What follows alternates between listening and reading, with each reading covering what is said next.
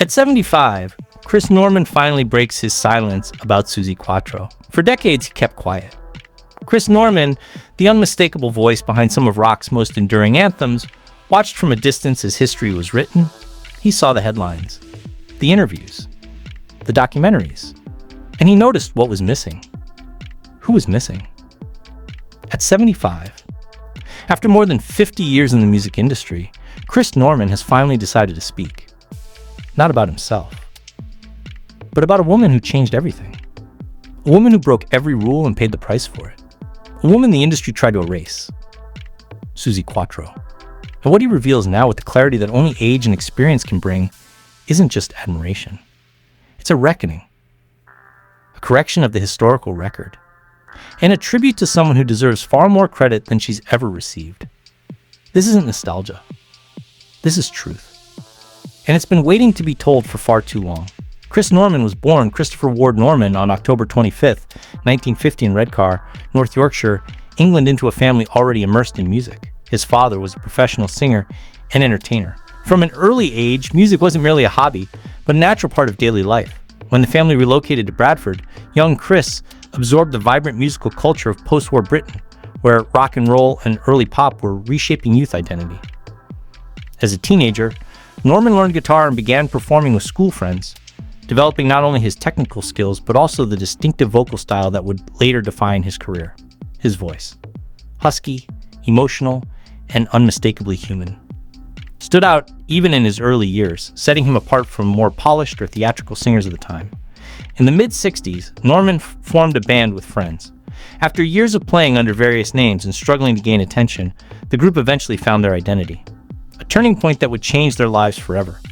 Their breakthrough came in the mid-70s when they began working with renowned songwriting and production talents. With Norman's voice at the forefront, the band released a string of international hits that captured the spirit of the era, songs that became global anthems. Chris Norman's vocals were central to their success. His delivery balanced vulnerability and strength, giving the band's songs emotional depth and relatability. They became especially popular in continental Europe, Australia, and the UK, earning millions of fans and selling tens of millions of records worldwide. During this period, Norman emerged not only as a singer, but also as a charismatic frontman whose sincerity resonated deeply with audiences. By the early 80s, after years of relentless touring, recording, and industry pressure, members began to feel creatively constrained. Chris Norman in particular longed for artistic freedom and the opportunity to explore a more personal musical identity. In 1986, he made the difficult decision to leave the band and pursue a solo career, a move that carried significant risk, but ultimately proved transformative. Norman's leap into solo work was met with immediate success. His 1986 duet with Suzi Quatro, Stumbling In, became a massive international hit, topping charts and introducing him to a new generation of listeners. The song showcased a softer, more intimate side of his voice, highlighting his ability to convey tenderness and emotional nuance. Following this success, Chris Norman released a series of solo albums that cemented his reputation as a mature, emotionally driven artist. His songs became especially popular in Germany, Scandinavia, and Eastern Europe, where Norman achieved near-legendary status. Unlike many artists who struggle after leaving a successful band, Norman thrived by staying true to his musical instincts. His solo work blended pop, soft rock, and subtle country influences, often focusing on themes of love, longing, reflection, and resilience.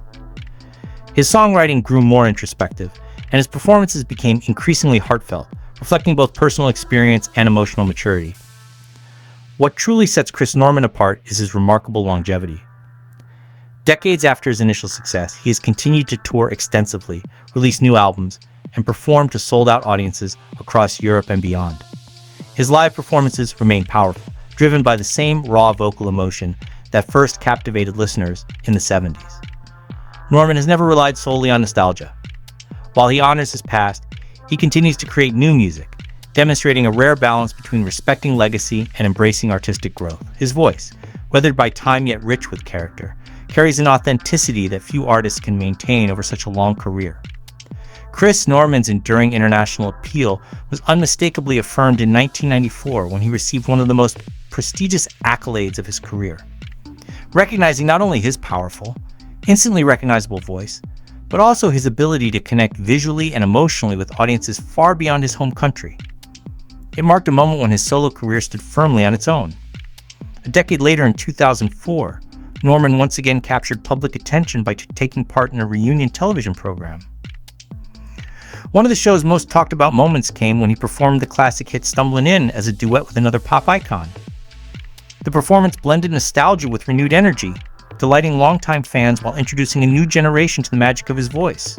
Norman's status as a beloved international performer was further reinforced in 2019 when he took center stage as a headliner at a prestigious music festival. Being chosen as a headlining act for such a milestone celebration spoke volumes about the respect Norman commands across Europe and beyond. Under the evening sky, Norman once again demonstrated that true musical legacy is not measured by trends, but by the ability to move audiences year after year, generation after generation. Chris Norman's personal life has long stood in quiet contrast to the fame and turbulence of his musical career, marked above all by remarkable stability, loyalty, and devotion to family. In 1970, at a time when his career was only just beginning to gather momentum, Norman married his wife, Linda. Their marriage was formed before international stardom, before sold-out tours and chart-topping hits became a daily reality.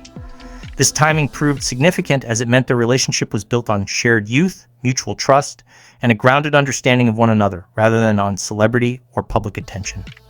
Over the decades, Norman has often spoken about the importance of that early commitment.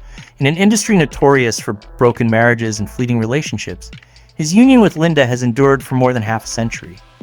Linda has remained a steadfast presence behind the scenes, offering emotional support and stability while Norman navigated the demands of recording, touring, and maintaining relevance across changing musical eras.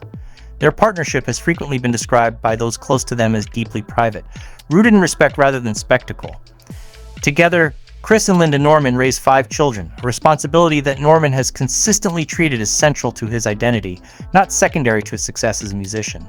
Despite long periods away from home during tours and recording sessions, he made conscious efforts to remain involved in his children's lives, valuing family time as a necessary anchor.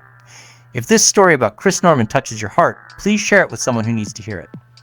In 1986, seeking a quieter and more controlled environment for both personal and professional reasons, the Norman family made the decision to settle on the Isle of Man. This move was not merely geographical but symbolic. The Isle offered privacy, tranquility, and distance from the intense spotlight of mainland celebrity culture, allowing Norman to focus on music without sacrificing family life.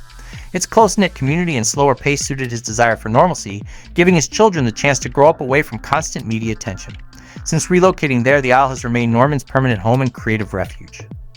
From this base, he continued to write, record, and tour internationally, proving that artistic success didn't require living at the center of the entertainment industry. At 75, Chris Norman has reached a stage in life where reflection comes naturally.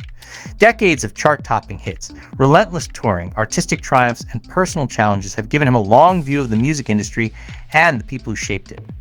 Among those figures, one name stands out with particular clarity and respect: Suzi Quatro. For the first time in many years, Norman has spoken openly and at length about their connection, their shared era, and the deep admiration he has always held for her. Looking back to the early 70s, Norman recalls a music scene that felt raw, competitive, and alive with possibility. Those were electric times, he says. Everything felt new, and nobody really knew how far things could go. In that landscape, Suzi Quatro emerged as a force that simply couldn't be ignored. When Suzi came along, she changed the picture. Norman explains. She wasn't trying to fit into anything that already existed. She was her own thing completely. Norman emphasizes that Quattro's impact went far beyond her chart success. As a female rock musician playing bass and fronting a hard-edged band, she broke unspoken rules in an industry dominated by men. People today sometimes forget how brave that was, he says. Back then, it just wasn't done. Suzi didn't ask for permission. She just did it. He admits that many male musicians, himself included, were forced to rethink their assumptions. You couldn't dismiss her. She had the attitude, the talent, and the stamina to back it all up. Their paths crossed frequently during tours, television appearances, and industry events. And Norman remembers those encounters with warmth.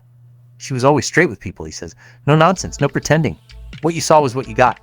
He adds that Quattro possessed a rare balance of toughness and humor. She could hold her own in any room, but she could also laugh at herself. That combination is powerful.